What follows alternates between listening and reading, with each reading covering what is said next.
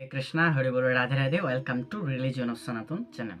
তো আজকে আমি আপনাদের সাথে একটা গুরুত্বপূর্ণ, আমি প্রত্যেকটা ভিডিও দিয়ে গুরুত্বপূর্ণ বলি, কারণ আসলে আমার মনে হয় যে এগুলো আসলে গুরুত্বপূর্ণ একটা বিষয় আমাদের জন্য আর কি। আমরা যেহেতু মানুষ, আমাদের জন্য অত্যন্ত গুরুত্বপূর্ণ যে আসলে আমরা মৃত্যুর পরে কোথায় যাব এই বিষয়গুলো নিয়ে চিন্তা করা। আর আমাদের মৃত্যুটা যাতে ভালো হয় তার জন্য তার আগে কী কী প্রসেস করা লাগবে, কী কী কর্ম করলে আমাদের মৃত্যুটা খুব ভালো হবে, সেই বিষয়টি আমি আপনাদের সাথে শেয়ার করার চেষ্টা করি, আমি যতটুকু স্টাডি করে জানতে পারি সনাতন শাস্ত্র।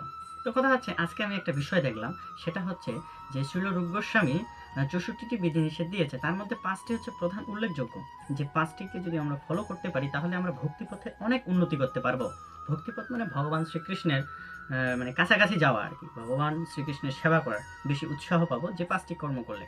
সেই 5টি কর্মের প্রধান হচ্ছে ভগবানের শ্রীবিগ্রহের পূজা অর্চনা করা এবং শ্রীমদ্ ভাগবতম শ্রবণ।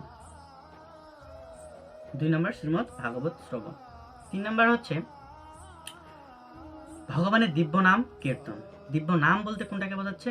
গৌরাঙ্গ মহাপ্রভু যেটা দিয়েছে, হরে কৃষ্ণ কৃষ্ণ কৃষ্ণ হরে হরে, হরে রাম রাম রাম হরে হরে। এবং তারপরে চলে আসি হচ্ছে দিব্য ধামে বাস। কোথায় বাস? দিব্য ধামে বাস, অর্থাৎ ভগবান যেখানে নীলাবিলাস করেছে সেই ধামগুলোতে বাস করতে হবে। এবং 5ম নাম্বার হচ্ছে কি? ভগবত ভক্ত সঙ্গ, অর্থাৎ যারা ভগবত ভক্ত তাদের সঙ্গ করা, অর্থাৎ সাধু সঙ্গ করা। অর্থাৎ এই 5টা বিষয়কে যদি আমরা আমাদের জীবনে ইউটিলাইজ করি বা ব্যবহার করি বা মেনে চলার চেষ্টা করি, তাহলে আমরা অতি উত্তর মানে খুব দ্রুত ভক্তিপথে উন্নতি সাধন করতে পারবো। তো হরে কৃষ্ণ, আমরা সবাই চেষ্টা করব এই 5টি বিষয় মেনে চলার। 1 নাম্বার হচ্ছে কি? ভগবানের সেবা পূজা করা। 2 নাম্বার হচ্ছে কি? ভাগবত শ্রবণ।